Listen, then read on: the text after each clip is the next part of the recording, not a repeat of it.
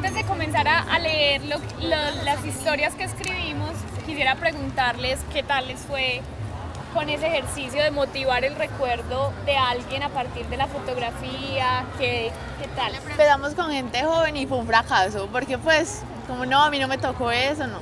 Entonces nos tocó irnos para donde gente viejita y ellos ahí mismos y hablaban con mucha energía acerca de las cosas, entonces fue más ameno con ellos que con la gente joven, porque la gente joven no sabía absolutamente nada. Pues no, a mí no me tocó esa época. Fue muy chévere porque la gente cuando veía la imagen se identificaba. Era como, ve, es que sí, es que yo te quiero contar esto porque yo sé de esta historia y me gustaría expresar esta vivencia, todo. Entonces es muy chévere como se animan, como esa conexión, se vuelve bacán. Es chévere. Entonces empecemos a leer, ¿sí? Yo puedo contando de la experiencia porque... Exacto, no alcanza muy bien, pero entonces empieza tú contando y ya luego leemos las historias. Bueno, yo escogí la imagen del Parque de Río y entrevisté varias personas, entre ellos un escritor que no sabía que era escritor, fue una casualidad, era Ricardo Cano Gaviria. Él es español, pero es oriundo pues de acá de Colombia. Y bueno, y otros personajes, y casi todos, cuando les mostraba la imagen, no se remitían a un hecho en específico, sino hacia el pasado, hacia una descripción sobre cómo era ese lugar, cómo era hace años. Me contaban que el tranvía pasaba cerca al Parque de Río. Por ejemplo, un viejito me contó que bueno, me empezó a hablar de los Echavarría. Nos contaron que las personas, o sea, cerca de este lugar habían casas, ¿cierto? Y las personas más ricas tenían casas de 2 y 3 pisos, ¿cierto? Y eso era un edificio, para ellos eso era el edificio y eran las personas más ricas y más pudientes, porque antes las casitas eran de paja, de madera y todo eso.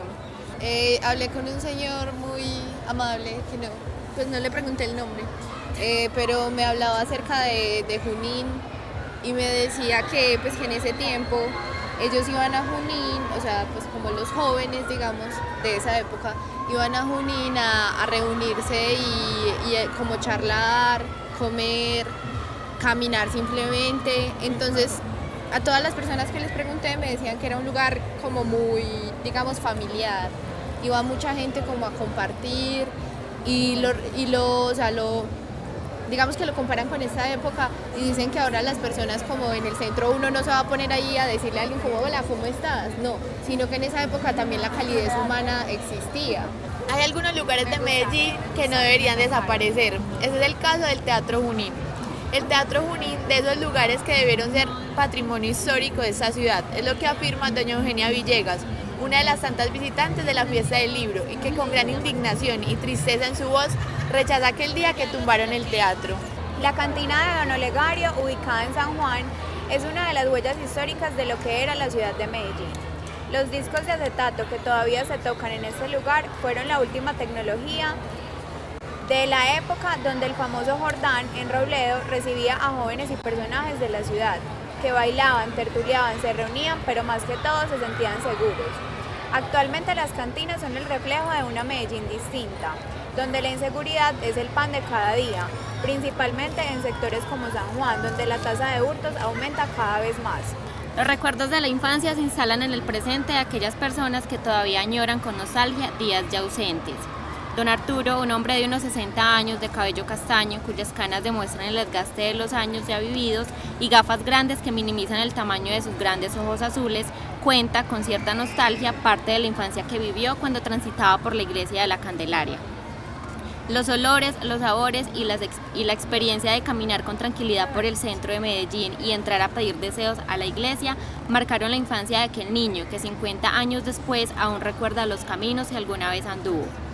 El sector que rodeaba la iglesia de la Candelaria tenía pisos empedrados, paredes un poco desgastadas y diagonal a la izquierda era el lugar de encuentro donde algunos campesinos con sombrero, ruana y peinilla traían sus bestias.